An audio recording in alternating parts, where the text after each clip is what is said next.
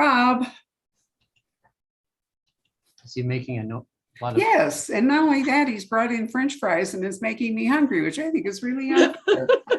All right. Well, hey, good afternoon, everybody. Or good evening if you're in the UK, as our author is today. I'm Patrick from the Poison Pen Bookstore, and it is a delight to have Sarah Pearse back with us today. She's going to be discussing her brand new book, The Retreat, which is a follow-up to Sanatorium. Sorry if you could see that. But I'd like to read this nice bio. We don't do this often enough. Sarah Pearse grew up in Devon, England, and studied English literature and creative writing at the University of, in the UK, you'd say Warwick, right? That's exactly, yeah. I know you guys do say it differently. We would say Warwick, before completing a postgraduate diploma in broadcast journalism. The Sanatorium, her debut, was an instant New York Times bestseller and #1 Sunday Times bestseller. And it was selected as a Reese's book club pick. The Retreat is her second novel. So welcome. It's great to have you with us, Sarah. Oh, and thank you so much for inviting me back. I really enjoyed our chat last time, so it's a pleasure to be back.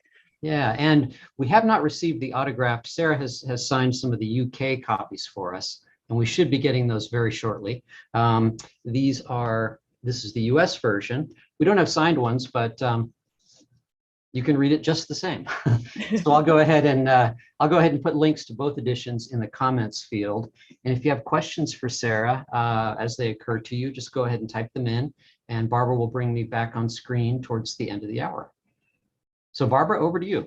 Thank you very much, Patrick. I'm looking at my reflection and realizing there's no way to get the lighting right. So I'm going to be this mysterious creature. I love it. It's actually kind of neat.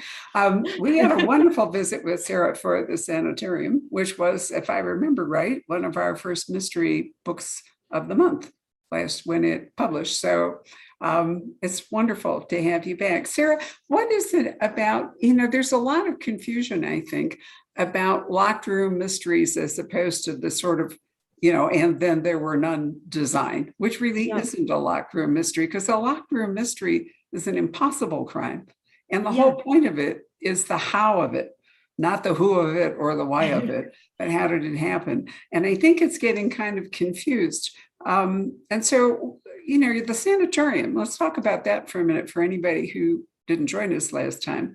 Yeah. How, it's not really a locked room mystery, is it? No, definitely not. I think, and interestingly, it's funny you say that, because I've had quite a few sort of written questions for interviews, and they do describe both as a locked room mystery. And as you say, a locked room mystery is the why, how the murder could be committed, essentially when there's kind of no way in or out. So for example, you have the kind of case, I suppose, of someone using ice which would melt, or for example, kind of within a room, or any of those sort of ingenious examples. And I think that's almost a genre unto itself. Whereas I suppose sort of more of a closed circle mystery, as this would be seen, is you kind of have that sort of limited pool of suspects, and they are in an isolated location, but there is a sort of way in and out. So I think, it's something a little bit different about it. But in the Sanatorium, I suppose both would describe them in that way. We have a limited pool of suspects, and we follow in the Retreat, particularly, and in the Sanatorium, a cast of characters. We have Ellen, the detective, in the Sanatorium, and she obviously appears in the Retreat as well. And we see this sort of closed cast of characters, all who have, I suppose, plausible reasons for committing the crime. And I think that's the exciting thing as the author, into digging into sort of how and why it happened. But the locked room is more, as you say, the why, not focusing on who the person is. It's interesting. There's been a whole wave of them. And I wonder how much the pandemic, you note in your afterword for the book. I always read the afterword. And for those of you who don't, I recommend that when the book is complete, when you finish reading it, that you read the afterword, because there's a lot of cool stuff in there. And one of them is that Sarah points out she wrote The Retreat during lockdown. And I'm wondering, Sarah, do you think that the really large number of books that go to these, islands or other isolated locations, could be Ruth Ware at Oxford, or Alice Feeney is coming up with, in Daisy Darker, an old house you can only reach by crossing the beach when the tide is out, sort of like Mont Saint Michel, but in Devon. Do you think that the pandemic inspired that, or do you think it's a sort of larger literary movement where an older form is coming back into fashion? Yeah, I think that's a really interesting question, actually. And I think going back to the Sanatorium, lots of people, I suppose, weren't entirely sure sort of how long the book takes from being written to coming out. And a lot of people, I think, thought the Sanatorium was written during the sort of pandemic. But the retreat actually was. And I was at a book group for my UK tour, and someone asked, actually, do you see the pandemic working its way overtly into your fiction? And I thought, that's a really good question. I actually thought, I think it has, but subconsciously. So I think in the retreat, when we were in, and as you mentioned, kind of other books, while we were going through the pandemic, actually a lot of the themes, a lot of the kind of experiences, I suppose, we were all feeling, worked their way probably subconsciously into the book. So while it doesn't reference the pandemic in any way, I think we probably all drew on those experiences. And I think definitely for Elin, and I suppose her fears and insecurities about being kind of alone and isolated, that for me definitely played into the work. So, but yeah, I mean, I suppose it could be seen as a wider movement, because I suppose before the pandemic, like the Sanatorium, we had Lucy Foley's books, etc., were written prior to that period. So I suppose it could be seen as something wider than that. I think so. I mean, I think the locked room mystery is making a comeback too. It's wonderful. There's I've always thought, after years of study, I haven't always thought, let me rephrase that. I have thought after years of study that in fact, literary genres, in particularly in crime fiction, have about a 20-year, i.e. a generational role. So something is popular and then maybe it attracts too much attention and it kind of dies down, and something else comes up and then back we go. And I do find there's been a stunning number of mysteries that play upon "And Then There Were None," the Christie, and not necessarily from British authors. There have been a number of American authors who have, written a similar form. But then, I see this summer in particular, if I really look at it, Ruth Ware, Lisa Jewell, Alice Feeney, and you. And the books are all very different, different voices and all, but they're all kind of in that either closed circle. Well, they are in the closed circle because none of them is actually a locked room mystery. And Alice actually specifically says in the end of Daisy Darker that it's an "And Then There Were None" story. I mean, the characters say that, which I think is fascinating. It's interesting, isn't it? Yeah. So, you have to ask yourself to some degree if there really are any new plots after Agatha Christie. Yeah, I was thinking interestingly about this whole kind of isolated thing. And one of the first books, I suppose, that I loved in an isolated location is Lord of the Flies. You go back to that kind of very isolated location. And I think what William Golding does so well is that stripping away, I suppose, of people's kind of cares and kind of, I suppose, empathy for other people that you might get in a setting that's away from society. I think that's something as a theme in fiction is probably easier to do. I mean, you can have it in a house in a kind of suburban location, but I think when you almost physically have those characters isolated, the psychological effects you get kind of within the characters in your book is definitely emphasized. I think you have that idea that sort of, and I think you see that definitely in And Then There Were None, the idea that all of those things which might stop you from doing something, be it on the mainland or kind of in your usual environment, are pulled away. And I definitely see in the retreats, kind of reading back through, we have the characters, particularly Hannah, who is a part of the group of guests on the island. She very much in her day-to-day life kind of keeps a lid on her feelings and emotions. But I think out here, it's like a kind of pot bubbling over. And I think outside of those norms, the characters are able to do that. And I think as an author, that's something really exciting to explore. I agree with you. And, and I was also thinking that really to make it work, you not only have to find this enclosed, isolated setting, but you have to populate it with people, most of whom are really unpleasant or hiding secrets or, because you've only got a few people to stir up the drama. So as part of the fun of writing this for you, creating, because you have some really interesting characters in this, particularly Jo. And then Maya at the end, I think, comes into her own. I don't want to do any spoilers here. It's a really terrific ending. Thank you. And so, you must not only have to spend a lot of time thinking about the setting, creating your or finding your island, in your case, off the coast of England, rather than, I'm trying to remember, was the Sanatorium in France or Switzerland? It was Switzerland, actually. Yeah. Right. So you come back home, Exactly. but you also have to spend, it would seem to me, a huge amount of time bringing each of these characters to life and giving them this backstory. And then you have to explore the backstory in the news story. Exactly. It's quite a challenging thing to do in some ways. I mean, I think a lot of the backstory, one of the things, like you say, it's a fun challenge as an author, is exploring those characters and their kind of, not only their dynamics and relationships with each other, but what they're hiding from each other. And I think that's the key to a good mystery, is the idea that the characters don't know everything about each other. And I think almost kind of chapter by chapter, you seed what they don't know. And you as the reader probably have the inside track on exactly what those secrets are, because not every character kind of within the family group in the retreat are aware of that. And yeah, it's a very exciting process, but you kind of, there's an element of sort of misdirection that comes into play. And I think, yeah, it's kind of knowing when to pull back with the backstory and how much to leave in. And there's a certain sort of process involved in doing that. And that's helpfully where my editors come in, because I think, yeah, sometimes it's quite hard to know how much to sort of pull in and how much to leave there, but hopefully it kind of pulls together at the end. Well, that's really true. I mean, you can't write it in a linear fashion, and you have to decide, how much of your hand to reveal as you bring in the backstory. So pacing is a really important part, in order to keep up the tension. Yeah. And I thought you did that super well. Oh, and interestingly, in the Sanatorium, you had people who weren't all related, but in this book, mostly they are, at least in the current cast. So it's kind of depressing to think there are families like that.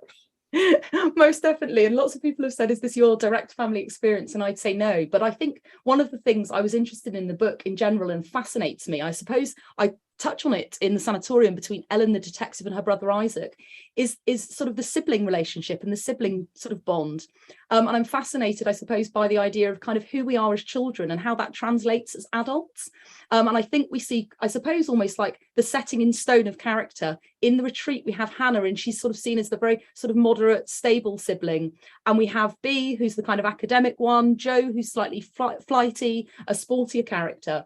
And I really wanted to say how much of that is kind of set in stone as we become adults, and how flexible that is. I think Hannah gets very frustrated with that role and wants to break free of it.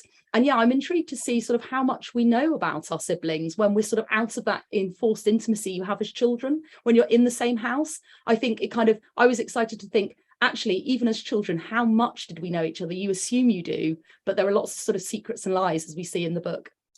Well, that's really true. And, the order of placement of children in the family also helps dictate that, and the wider the age gap, the less you really know about your siblings. Your experience of your family is quite different. I'm the oldest child, and my brother, the youngest, is 7.5 years younger. I've talked to Lee and Andrew Child quite a lot about their relationship, because Andrew is almost like Lee's child. He is so much younger, so in many ways, it's not even a sibling relationship. It's almost more like an uncle and nephew or parent and child thing, because of the age gap. And I thought you did that really well in the retreat. I mean, you foreshadow some of it very well, but I still think it's a big surprise at the end when we find out just how it is. Right. How messy the kind of relationships are between them. But I think there's sometimes a friction, like you say, with the sibling order, when these kind of roles are set in play and someone sort of wants to break free from them. I think it's interesting to sort of see how the other characters react to that. And I think sort of Hannah's frustration at sort of being that very moderate one, the one that holds the peace, it kind of, it definitely comes to the fore. But yeah, I sort of watching, observing groups, and I agree, this group there is particularly sort of messy in the dynamics. But I think, there's elements of that kind of in every family. Well, tell us a bit about the retreat, because we haven't really defined the setting of this book for anybody who hasn't read it yet. Yeah, probably a good place to start is actually just looking at the cover. So we have a kind of an image here of this island, and also the islet, without saying too much, a smaller kind of island just off the sort of coast there. And yeah, it's a luxury retreat called Lumen that's been based on the island. And in the sanatorium, we met Ellen's partner, Will. And he's an architect, and here he's designed Lumen. And it's a bit of a controversial development all round, really, because the island itself has quite a dark past, once sort of home to a serial killer a generation ago, and before that actually a boarding school for unruly boys, actually based on sort of one that was close to where I live. And we follow a group of guests who we've mentioned here, Hannah and her sister and her cousin and their partners, as they sort of travel to this retreat for a holiday, but they're a little bit estranged. And then we have that sort of seed set. And then we have Elin Warner, who we met in the sanatorium, who's the detective, who's back from a career break. And she's called out to the island in what seems to be a fall, without giving away too much. A woman's fallen onto the rocks from the yoga pavilion. But yeah, it soon turns out to be anything other than straightforward for Elin. Won't say too much more without giving it away. No, it's really, it's wonderful that Britain, being an island and thus has islands around it, is an ideal place to be, creating. And I find it, if you go all the way back to Rebecca, Manderley, somehow or other, these stories seem to gravitate towards Cornwall and Devon, and, which is wonderful. Anyway, the other thing I was really surprised was when you mentioned Outward Bound, because I thought it was more just a US thing. I had a difficult stepson many, many years ago, and we sent him to Outward Bound for the purposes that you described. And I didn't realize that, that was something that the UK also participated in. Yeah, no, definitely. We have kind of all kinds of sort of residential courses, particularly, I suppose, here, because it's quite a nice sort of setting and location, kind of in cities that are, I suppose, a little bit more industrial. People will kind of come down and stay for a week. But I don't think we have anything kind of set on an island. I think there might be further along the coastline, but nothing in Devon. But I kind of sort of populated sort of that idea, again, of sort of isolation and how the people would feel. And it kind of, without saying too much about the beginning, gave me a nice sort of starting off point for the story. Yep. No, I thought you did a wonderful job. I marked a couple of things. Oh, here, when we were talking earlier about pacing, and we're all the way up to page 287 when you bring this along, but I think it was wonderful. A pressure cooker. That's what this feels like. A pressure cooker ready to pop. Wow. I think that is such a great description of how this is going.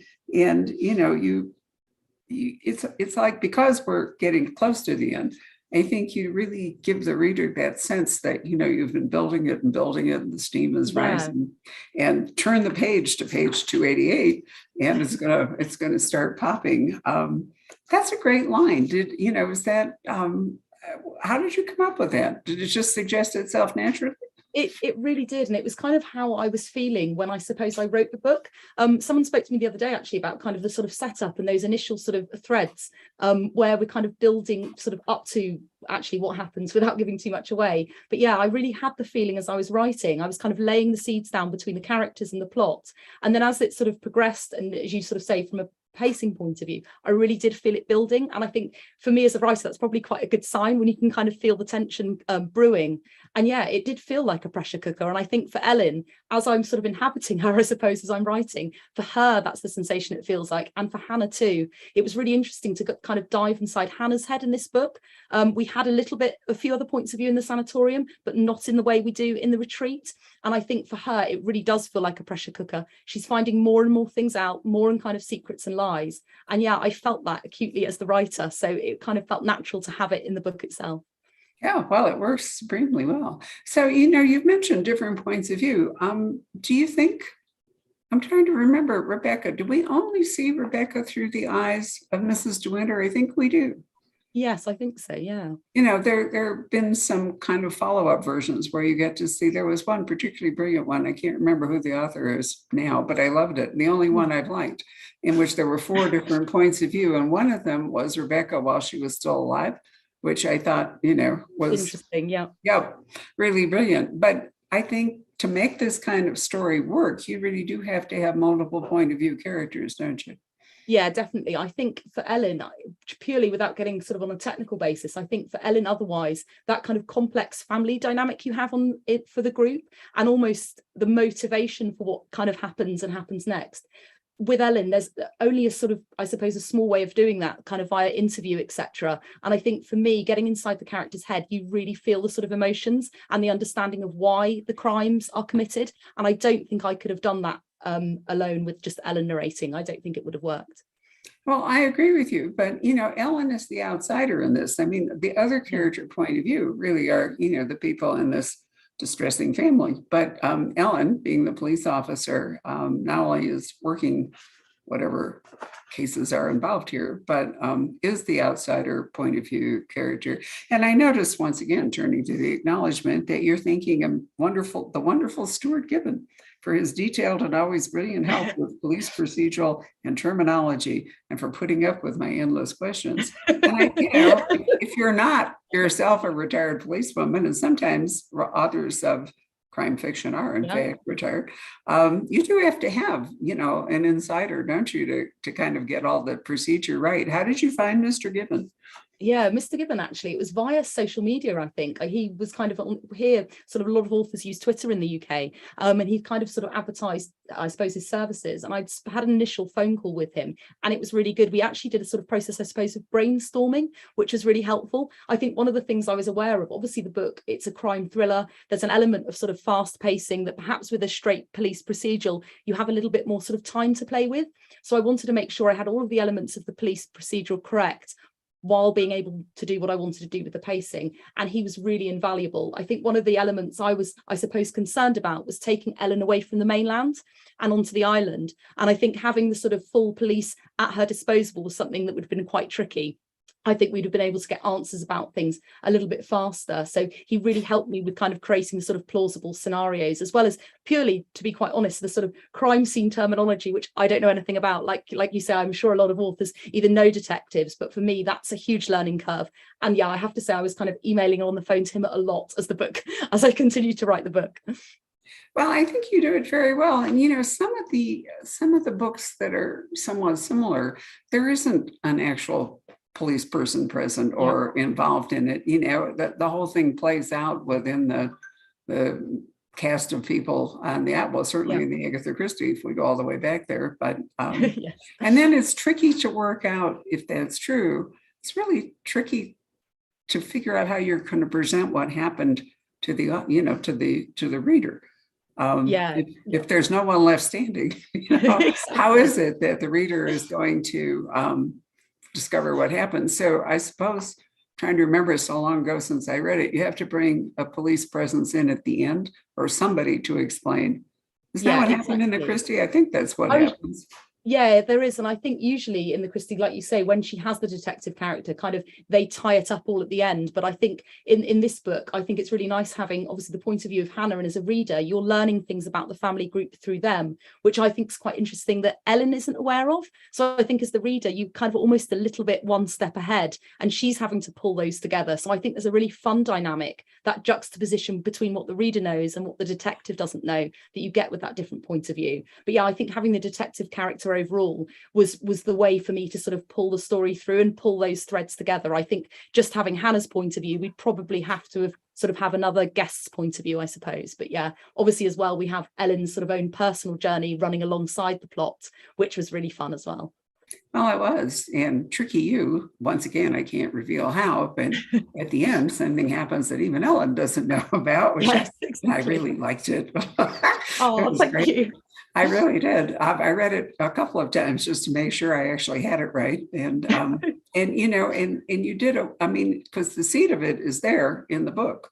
So, it isn't an unfair surprise. I'm not sure that fair play, that sort of old standard for golden age mysteries really comes in to the modern psychological suspense novel, but I think you did a good job with it in this particular book. So thank you very much. And yeah, in kind of the third book, we kind of see that thread which we sort of had in the Sanatorium in this book kind of tying together, and yeah, that's very really interesting to write at the moment. So that was the question I was going to ask you. Are you oftentimes books in this genre are not don't carry over characters. They're each one complete in and of themselves, and the author has the whole world building thing to do with both place and characters. But you're writing these, is Ellen going to be a continuing character? Well, she's definitely going to be a character. I think readers would love to see her continue from what I'm kind of hearing feedback. But she's definitely, when I started writing the book, I very much had sort of, I suppose, her character arc and this secondary sort of plot arc we've mentioned carrying on for 3 books. And in the third book I'm writing now, we kind of see that secondary sort of plot thread tied up, I suppose. But yeah, Ellen as a character could definitely kind of run. I'm interested in writing, I've got an idea for a standalone after this third book, so kind of maybe put Ellen on pause. But yeah, I definitely think as a character there's lots of room for growth. Yeah, lots more kind of cases I have in mind. So I'm quite excited to see where it goes. Well, you know, it's interesting how authors' minds work. I mean, Melissa Jewell and I were talking last week about her book not coming out till August called, I think it's called The Family Remains. I'll have to, Yeah. yeah. She doesn't want to write a continue. This is her continuing, and she's not doing it again. She's very emphatic about Okay. not doing it. And so, you know, we talked a bit about that, how for some authors, the fun is to start from zero every book. Yeah. And for other authors, exploring characters over a story arc is so rewarding and so interesting. And, you know, there's no right or wrong to it. It's just whatever, you know, whatever works for you. Definitely. And I think one of the challenges for me, and something I suppose found really exciting with both of the books, is playing a little bit again with points of view and sort of form, I suppose, and really just sort of understanding how you can make that book an effective standalone, even though it's part of a series. Yeah. And I think it's really testing for you as an author to make sure it works and you kind of have that robust plot that can work on its own. And though I think you kind of get that depth of feeling for Ellen as a character and can watch that journey if you've read the Sanatorium, yeah, it definitely can be read as a standalone. And I think it's a really good test for how that book works as part of a series, if you can do that, and a challenge to see how you can make it fresh. I'm definitely kind of in book 3. I think as an author, you have to feel that excitement and feel like you're doing something new each time. So yeah, in book 3, I'm sort of, yeah, doing something different again. But yeah, for me, I love digging back into that character and knowing her. And I think there's still an element of surprise. When I'm writing Ellen, she does things that surprise me. And I really honestly feel I don't know her fully yet, which is so fun. Well, yeah, I do think in talking for, you know, this is going to be our 33rd birthday in October. So Patrick and I have been doing this. He's done it almost as long as I have. We've been doing Advanced this celebrations. We are. We're actually going to have our birthday party on October 3rd with John Sanford, who's an author we've been with forever.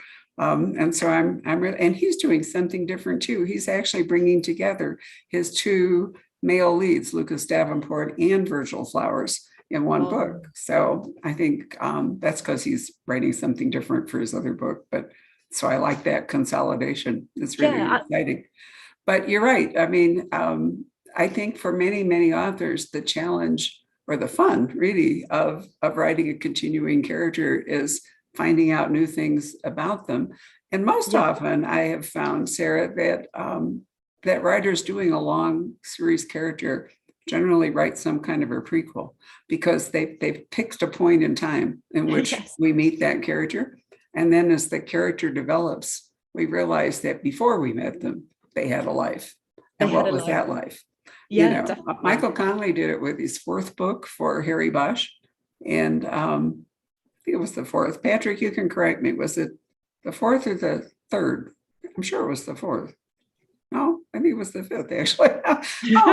Anyway, there were like 3 or 4 Harry Bosch. No, it was the 4th Harry Bosch when Harry explored the murder of his mother, which had kind of been the story arc that he pulled together.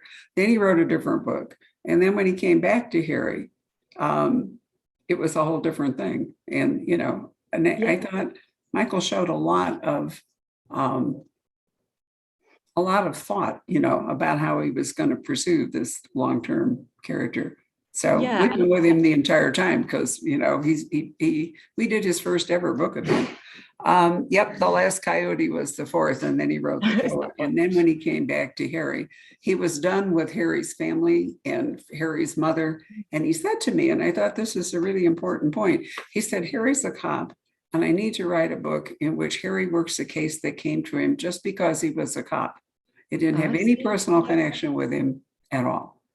Yeah, that's very interesting, actually, because I think most books, I was going to say actually with the Sanatorium, it's a similar thing, actually. We reference a kind of a Haler case, which is kind of the case that kind of suppose threw Ellen off and caused the career break. And yeah, I suppose it would be interesting in the Sanatorium, it's very personal, the case. Obviously, it's her brother's fiance. And like you say, I think seeing it outside of the personal dynamic, you would see a different side of that character. Yeah, absolutely. Now, the one thing we haven't talked about before we involve the audience is the old crime. And, you know, you have a character, is he called Creature? Do I remember that right? That's right. Yeah, Creature. Yep. creature. And anyway, Oh my gosh, sorry, that I just have to say the name had that kind of reaction. it does. I don't know how it came to me, and genuinely my daughter hasn't read the book. I'm not sure whether she should at her age, but yeah, she saw the name creature and she had that kind of instinctive reaction. I thought, yeah, that's my character name. It's perfect, but tell us how you spell it, because it's not the way one might think. Yeah, it's Creacher. Same pronunciation, but a different spelling. So it does feel more like a name, a family name. But anyway, I guess my question is, in order to make all this work, you also had to think about what the earlier crime was. So you had to write the present plot, but you also did have to create the back plot, the thing that really haunts us all the way through the present story. Yeah, definitely. And I actually, it's interesting you say that and how that kind of evolved for me. In an earlier sort of draft of the book, I suppose I had more of that kind of earlier crime sort of woven into the story. And it was an element of how that perhaps could become confused with the present sort of day crime. So I sort of pulled back, and it was kind of a careful balance between sort of seeding that crime and what went on in order, I suppose, to make the denouement effective, and sort of where to pull back. But yeah, that was a really fun thing to write. And I did a lot of, I suppose, my own research and sort of plotting out to make sure that worked effectively and things tied together. But it was quite a complex balancing act at times. Well, I mean, basically you had to create 2 crime novels and then work out how to, put them all together. So very, very challenging, I think. Yeah, it's an academic puzzle. I think probably most mystery kind of authors in general would say they really enjoy. I loved sort of piecing together and kind of seeding where elements you would find out would drop in terms of both plots. So yeah, challenging, but very fun. Do you think that the modern reader expects a longer and more complex story than, referring back again to Agatha Christie, whose books were by preference short? I've always loved the idea. I know I read this somewhere. She wanted her readers, because her plots were so complicated and because of the English dinner hour, she wanted them to be short so that a person could pick up the book after dinner and read it before going to bed, because she thought if they put it down, they might, never pick it up again. Well, no, so much as just, you had to keep the whole plot in your head as you moved along. So her ideal length for a book was something like 130 pages. And because signatures, the paper in books are bigger than that, her publishers made her write longer books so they weren't wasting like 28 sheets of paper or something of this sort. But, I don't think that design holds up very well anymore. Do you? No, and I think that very short design. Yeah, that very short design. I think it's a really good point, actually. I think also as well, readers perhaps expect another layer of complexity. I know in a lot of novels, we have almost that sort of, I suppose, time slip effect. We don't have that in the same way in The Retreat. And we don't have that sort of point of view of someone on the island at the time. But I think that kind of doing something a little bit different with the narrative, maybe, and also just having that different perspective. I don't think we always get that in those books either. And I think, I suppose readers' expectations have evolved from that point. Than where they were at the time. And publishers too, because it hardly seems worth it for them if it isn't like 300 pages long or whatever. Exactly. Sort of normal. But what is interesting is the shorter form that Christie wrote is ideal for TV and movie, because they're necessarily shorter in a script. A normal script runs about 100 pages as opposed to a 300 and some page novel. But, we keep seeing like remakes of classic Christie plots. And I think it's in part because they were short that works. So Patrick, do you want to join us and see if we have any questions, or you want to chime in here and ask your own? I love the way he pops back in. Isn't that fun? Yeah, there he is. Let's see. Yeah. What do we have here? Well, you've already talked a little bit about this, but Julie says, I haven't read The Retreat yet. Is there a building as a character? I felt that the building was a character in the sanatorium. Oh, that's a really good question, actually. I suppose less of a building. We do have the kind of, you can see it sort of briefly on the cover here. We do have the sort of retreat building, the Lumen building, but it's less, I suppose, yeah, thank you, Patrick, better image. It's less that, I would suppose it's more the island itself and the sort of very topography. The landscape, I think you have that sort of rocky outcrop, Reaper's Rock, which becomes, I suppose, the sort of main icon in the novel. And I think also the sort of juxtaposition, I suppose, between the retreat itself and the sort of wildness of the island. And I think you feel that landscape perhaps more than the building. But I suppose in the Sanatorium, we did have both landscape and building, but yeah, a little bit different in this one. I'd say it's definitely more island than building. I do think, it's an interesting point that there are a number of luxurious retreats and so forth that are put in wild places. And I wonder to some degree, whether people who go there are attracted to them because of that contrast, that juxtaposition. They want to feel safe and pampered, but they want to be somewhere, where it's wild and dangerous. I mean, we have those in the US all over, so. Yeah, this is something I was discussing with, actually, really interestingly, with another group the other day, and I agree. I think that idea that, danger could be lurking, but actually you're in this luxurious sort of compound in a way is really true. I think we always kind of want to explore that slightly darker side, but know we're safe. I think that's a sort of innate part of human nature. Yeah, we can see it a lot. And there's a whole bunch of really luxurious small ships being built to take you to Antarctica or above the Arctic Circle, and or even to the Galapagos. And I think, wow, that's encapsulates that whole, you want to be in the spa and you want to have gourmet meals and an excellent wine cellar, and you want to be like right off penguins. I think it's that you're so right. And I think then kind of people have their photos for sort of social media or to show their friends of this wild landscape, but they're not really seeing the luxurious thing behind you, which is where you were when you were taking the photo. True enough. Yeah, it's not as it's romantic maybe when you're 20 or 21 to go out there roughing it, but not so romantic later, right? Exactly. Physically harder. Yeah. From personal experience, that definitely is you get. I'm with a friend here who has turned 70 recently, and I said to her, 70 is not bad, but 80 is really hard. I had no idea. But anyway, I'm soldiering on through it. We'll see what 90 brings. In fact, did you notice yesterday in the newsletter or whatever it was I sent out for William Kent Kruger? He's a lovely author, Sarah, and a big bestseller in the US, won lots of awards. And he has a continuing character, an Indian, Native American, who's 102, who's accused of rape in his forthcoming book, which is sort of, hilarious in and of itself. But nonetheless, people have thought, Henry just can't go on. And I wrote rather indignantly that there were plenty of centenarians in that, and I plan to be one. So I think that Henry still has years to go. Yeah, you're going to be there one day. I am, absolutely. Still talking to Patrick. All right. I'll be on a walker, I love that idea. Patrick's on the walker. Barbara's still there, yeah. Let's see, Carl, you've talked about this a little bit too, but he asks, how far ahead do you plan your books? Do you have like a 2 to 3 book plan, or do you take it one book at a time? I think it's probably an element of both. I think I'm probably splitting, I suppose, between the plot and the character arc. I think with Elin, I kind of very much knew what kind of journey I wanted to take her on. And I think with the retreat and the island, as it's based kind of close to where I lived, that was somewhere I knew I sort of wanted to weave into the story. But yeah, I kind of very much had planned the elements of sort of what was happening in the retreat, and I suppose sort of her relationship with her partner. But there's definitely elements of the plot which kind of evolve. And maybe some authors do it differently, but I think how Elin reacted in the retreat, and as I was writing, it probably changed book 2 and definitely changed book 3. And I think there's elements you need to kind of have, I suppose, up for being changed, as it were. But yeah, there's definitely elements I've planned in advance, but I couldn't say sort of 3 books in advance now. Did you know the resolution of the retreat before you started writing it, or did it evolve as you wrote it? No, I had the resolution. It depends which one, without giving too much away, actually, with the family group. But yeah, I one of them, without giving too much away, I didn't, and one of them I did, and one of them that I didn't, and I think you've touched on before, the character name.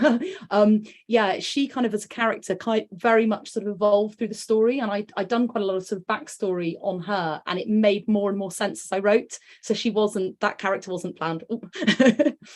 Okay, makes perfect good sense to me, and it will too for you when you read the book. Sarah, I just wanted to ask you, can you tell us just a little bit about your background, and where in the Yeah. UK you grew up, and when did you start writing? Did you always have the aspiration to become a writer? Yeah, definitely. I grew up actually where I'm living now. So it's part South Devon here in the UK. So right on the sort of coastline. And I was a voracious reader when I was a child. I think genuinely, I probably learned to read quite early and then didn't stop. I was a huge library fan and I used to kind of genuinely come away with my maximum limit in the UK. And then I used to sort of ask my mum if I could use her card. So I was always a huge reader and I genuinely, I suppose, wanted to be an author from the get-go. And I actually went on to study at Warwick, as you say, English and creative writing. And I think I always knew I wanted to sort of write a novel one day, but I sort of experimented with poetry and with short fiction. And I don't think in my early 20s, when I left, I had a story in me. And it was something that worried me at first. I was kind of like, I've finished the degree course. I don't kind of know what I've got to say or which characters I want to explore. And my sort of tutor said to me, actually, don't worry, those stories will come to you as you kind of get older. And I genuinely believe the older you get, kind of the better writer you become, I think, with life experience. And that was definitely the case. And yeah, I suppose it was after I had my children, I felt I had a little bit more to say. And I started off writing short fiction. And I had some success with sort of being placed in awards and that kind of thing and being published. And that was I suppose, the springboard for thinking I could write a novel. It was definitely challenging, though, moving from short fiction as a form to something longer. Yeah, it was hard. Was this Sanatorium your first effort, or do you have some other manuscripts in drawers?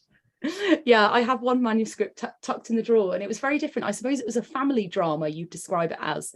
And it was very much my first foray. It took me quite a long time to write, a long time to edit. And I was really sort of proud of it. But yeah, it wasn't the right story for me, I suppose. I look back at it now and there was lots of element in terms of pacing, plotting. Yeah, I had a lot to learn. What do they call it, Barbara? We always ask about invariably, there are going to be people who are aspiring writers watching. And what do they call it? The path to publication. Yeah, that's a good phrase. Yeah, it is a good Yeah. phrase. How did you go about getting your first book published? Did you get an agent first? How did that work? Yeah, and I mean, I hope this is kind of an inspiring thing for some people. I actually had an agent back off the sort of first novel I described. And that novel, I think one of the first challenges for an author is kind of getting an agent. And I suppose a lot of people think once you have the agent, you immediately find your publisher and that's it, kind of happy story. But that wasn't the case. And in that first novel, it didn't actually find a home. It got very close. People saw lots of good things in it. But I think the sort of core things that were wrong with the book were kind of definitely there. I mean, it may have found a home eventually, but I don't think it would have been the sort of launch book for me. But yeah, for me, that sort of initial process was very much through the slush pile. So I don't know if it's called a similar thing in the US, but you kind of send in your first 3 chapters and a covering letter. And yeah, that was my path to publication. I had a few kind of agents offering to represent me, which was great. And then met with my agent and decided from there. And then with the Sanatorium, once that novel was wrote, that was actually placed quite quickly with a publisher within a week. So yeah, that was a very happy story off the back of a lot of angst with the first novel. Was the Sanatorium your original title? Yes. Oh, another great question, actually. It was my first title. And in the UK, it was originally going to be something different. I think there was the thought that maybe people didn't know what a sanatorium was, perhaps. But in the US, it was kind of always going to be the Sanatorium. So yeah, it stayed as the original, which I was really happy with. Let's see here. Well, Carl would like to know, who does your social media? Do you do it yourself or does the publisher? Or? Oh no, I do it all myself. There's posts you'll kind of see on my publisher's feed that they do, which are linked to me. But yeah, one of my highlights, I think, of my writing journey, and definitely writing during the pandemic, was connecting with readers directly, and particularly on Instagram and Facebook. We have that kind of, I suppose, almost like a one-to-one connection. And I genuinely, the biggest part of why I write is readers and getting their feedback. Yeah, so I do all of my social media, respond to everyone on my own, and yeah, I love it.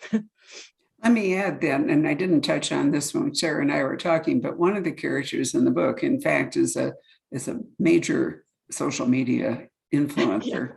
And I could tell that you must have done some yourself in order to do that. I do the Instagram for the bookstore, but honestly, I don't have time for it. And so yes. I never answer a direct message. In fact, I don't even know how. And I'm sure that that's really frustrating for people who follow us on Instagram. But the thing is, if I started, I would never get off it.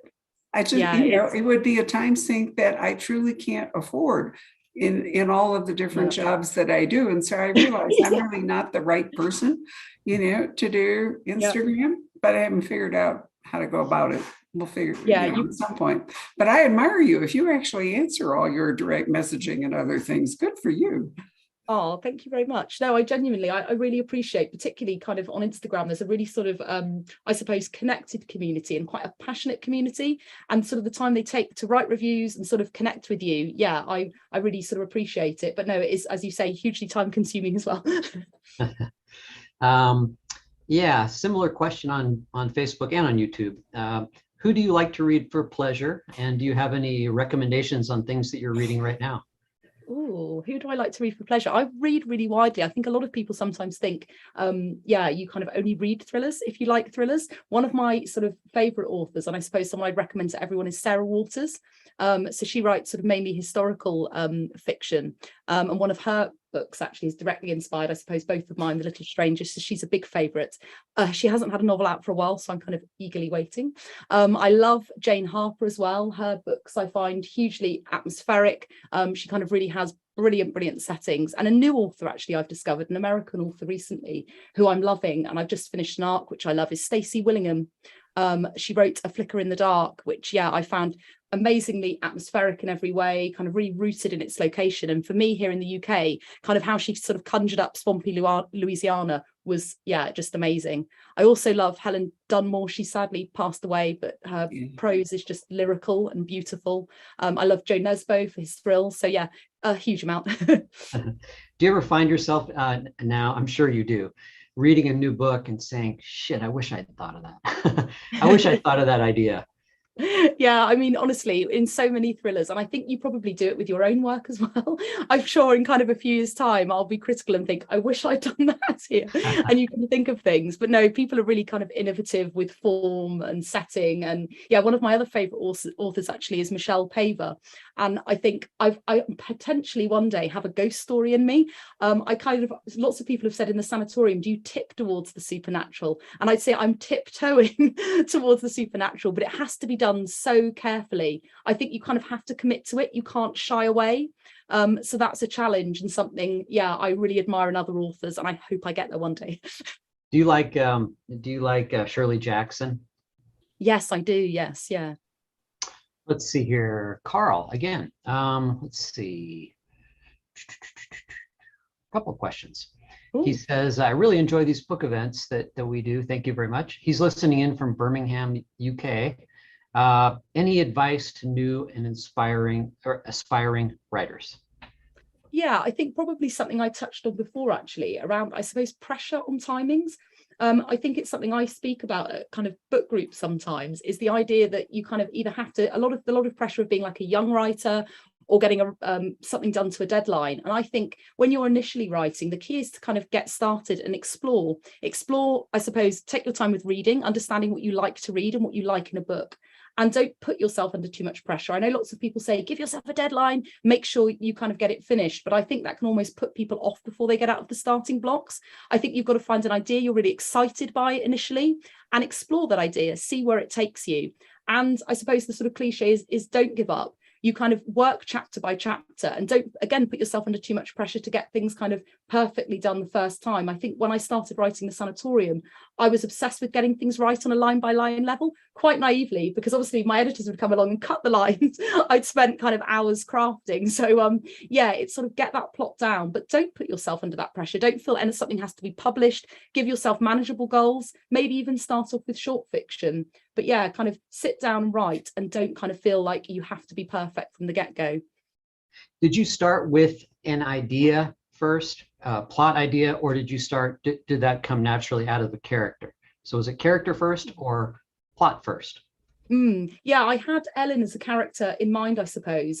I didn't know she was going to be a detective. I had this idea of someone who's quite emotionally raw and vulnerable, which is something, and I suppose almost putting everything out there in a way I hadn't read before in this kind of crime thriller novel, particularly, and I suppose the detective character, the juxtaposition of that kind of really excited me. So I had her, but it was probably the idea of the Sanatorium that made me know that this was a crime thriller and this is where I was going to place my detective.